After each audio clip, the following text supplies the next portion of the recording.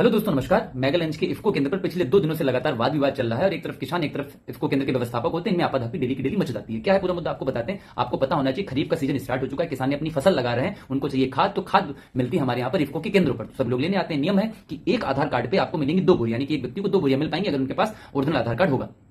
सभी के लिए नियम था। अब क्योंकि और बंटने का समय है सुबह 10 से शाम के 4 या 9 बजे से 4 बजे तक ही दोपहर के टाइम पर ये खाद बांटी जाती है। क्योंकि ग्रामीण लोग हैं, इनके अंदर धैर्य होता नहीं है, तो लोग सुबह 4 बजे, सुबह 5 बजे से लाइन में लगना शुरू हो जाते हैं। तो यानी कि सेंटर खुलते खुलते 9 बजे तक एक अच्छी खासी सैकड़ों की संख्या में किसान ऑलरेडी इकट्ठा हो जाते हैं। अब ऐसे में अफरा तफरी मच जाती है, तो वहां पर लाइन मेल्स की अलग, फीमेल्स की अलग लगती है। तो एक बार देखा गया फीमेल्स कम था, तो फीमेल्स को जल्दी मिल जाती थी। तो जब लोगों को पता चला कि फीमेल को जल्दी मिल जाती है, तो लोगों ने अपने घर की औरतों को लाना शुरू कर दिया और वहां पे खड़ा करना शुरू कर दिया। तो उसमें भी आपाधापी मची और आगे पीछे को लेकर कोई कह रहा हम आगे, कोई कह रहा तुम पीछे। उसमें इतनी मची कि हाथापाई तक की नौबत आ गई। तो उस दिन, परसों के दिन, यानी कि 16 जुलाई को फिर बटी ही नहीं। 16 जुलाई को वहां पर खाद पानी बरतानी बंद कर दी। तो सैकड़ों किसान निराश होकर लौट गए।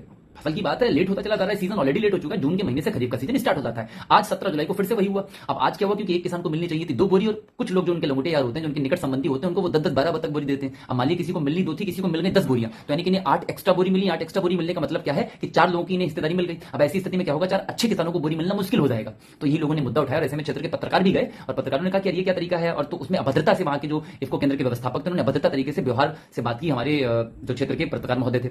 अब एक चीज बहाना क्या दे दिया कि हम आज नहीं बांटेंगे। बहाना दिया गया कि स्टॉक खत्म हो गया। वहां पे 2 क्वेश्चन आते हैं। पहला, एक्चुअल में स्टॉक खत्म हो गया, या सेकंड, स्टॉक खत्म नहीं हुआ, खाली बोला गया। अब स्टॉक एक्चुअल में पहले पॉइंट पे आते हैं। एक्चुअल में स्टॉक क्या खत्म हो सकता है? ऑलरेडी उन्हें पता है कि देखो किसान तो बढ़ने के क्षेत्र में ऑलरेडी उतने किसानों के पैदा तो हो नहीं रहे, उतने ही खेत हैं। उन्हें पता है कि इस केंद्र से कितना सामान जा रहा है, कितना ऑलरेडी जाता है, कितनी खाद हर साल भी करी, तो उस हिसाब से डाटा रहता है। तो उस डाटा को लोग प्रोसेस करते होंगे। और ऊपर से अभी तक कोई यूरिया का संकट, कोई एनपीके डीएपी का संकट आया नहीं इंडिया के स्तर पर। तो हमारे यहाँ पर शॉर्टेज है नहीं, तो स्टॉक कम नहीं पड़ सकता है लॉजिकली। अगर हम लोग लॉजिक लगाएं तो कोई स्टॉक की कमी नहीं। तो सेकंड, क्या ये जानबूझ के ऐसा कर रहे हैं? तो इकोनॉमी का एक कॉन्सेप्ट आप समझ लीजिए। मान लीजिए आपकी किराने की दुकान है, आपके पास 10 बिस्कुट के पैकेट है और एक बिस्कुट के पैकेट का मूल्य 10 रुपए ही है। 10 बिस्कुट के पैकेट आपके पास है, 10 रुपए का मूल्य। सामने खरीदने वाले 100 खरीदार खड़े हुए हैं और वो आपसे 100 लोग मांग रहे हैं कि मुझे बिस्कुट का पैकेट दे दो, मुझे बिस्कुट का पैकेट दे दो। अब ऐसे में आप किसे दोगे?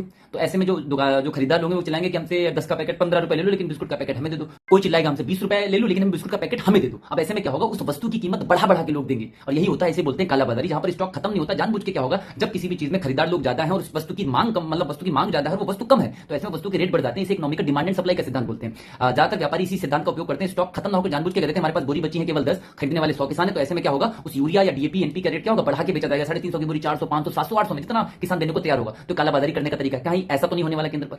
तो ये सब हमारे इफ्को केंद्र पर चल रहा है। तो सभी से निवेदन है और सरकार से निवेदन है, इसकी प्रॉपर जांच करी जाए। और किसानों से भी निवेदन है, थोड़ा धैर्य बनाए रखें। सबको मिलेगी, नहीं मिलेगी तो हम आपके साथ हैं, हम आपके हक की लड़ाई लड़ेंगे, आपको खाद दिलवा के रहेंगे। और जो ये गलत तरीके से बात करें इफ्को केंद्र की व्यवस्था कर, इनके व्यवहार के खिलाफ सख्त से सख्त कार्रवाई करी जाए, इन पर सख्त रवैया अपनाया जाए। आप किसान को बांटने के लिए, आपका वजूद ही किसान की मदद करना, और आप अगर इस तरीके से बात करेंगे तो ये गलत है, अनुचित है। इस पर प्रॉपर कार्रवाई होनी चाहिए।